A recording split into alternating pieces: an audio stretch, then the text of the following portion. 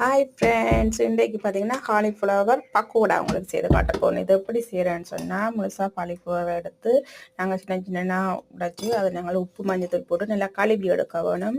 தண்ணி ஊற்றி நல்லா கழுவி எடுத்துட்டு அதுக்கப்புறம் திரும்ப அதே மாதிரி மஞ்சத்தூள், உப்பு, கொஞ்சம் கூட கறி பவுடர் தூள் எல்லாம் போட்டு நல்லா மிக்ஸ் பண்ணி போட்டு கடலம்மா 2 ஸ்பூன் எடுத்து அரைச்சி அதையும் போட்டு நல்லா பிணைஞ்சி நல்லா இது பண்ணுறேன். நான் சில பேர் மாவை கரைச்சி போட்டு நீங்கள் தோச்சு எடுத்து பொறிப்பீங்க, அது வேறு மாதிரி இருக்கும். இது நான் எல்லாமே இதுக்குள்ளேயே போட்டு எல்லாம் மிக்ஸ் பண்ணுறேன். இப்போ எனக்கு இப்போ சட்டியும் 2-3 சட்டி எடுத்து கழுவ வேண்டிய அவசியம் இல்லை.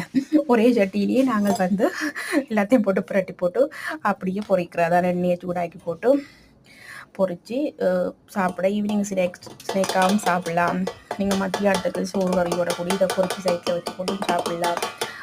ஒரு என்ன சொல்கிற ஒரு மழை நேரங்களில், ஒரு குளிர் நேரங்களில் இந்த மாதிரியான சாப்பிட்டு அந்த டைமுகளில் நீங்கள் அதை மாதிரி பொறிச்சு போட்டு தேத்தனியோட சாப்பிடும் பொழுது ஒரு வித்தியாசமான ஒரு என்ன சொல்கிறது ஒரு டேஸ்ட்டாக இருக்கும். நீங்கள் ட்ரை பண்ணி பாருங்க.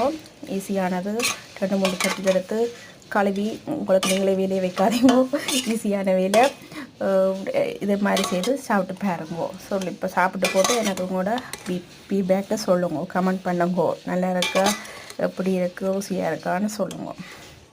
ஓகே, சிக்கன் பொரியலுக்கு நிகரான எங்களோட காலிஃப்ளவர் பக்கோடா இருக்குது. சிக்கன் பக்கோடா சாப்பிட்ருப்பீங்க. இது காலிஃப்ளவர் பக்கோடா. இது மாதிரி நீங்களும் செய்து வீட்டில் சுவையாக வாய்க்கு ருசியாக செய்து ருசித்து சாப்பிடுங்க நண்பர்களே.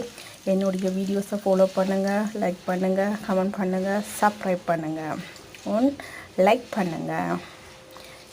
நன்றி வாட்சிங். ப்ளீஸ் பார்க்கவே அதிகமானவே என்னுடைய வியூவர்ஸ் சப்ஸ்கிரைப் பண்ணாமல் பார்த்து கொண்டிருக்கிறீங்க. இப்போ சப்ஸ்கிரைப் பண்ணிவிட்டு பாருங்கள்.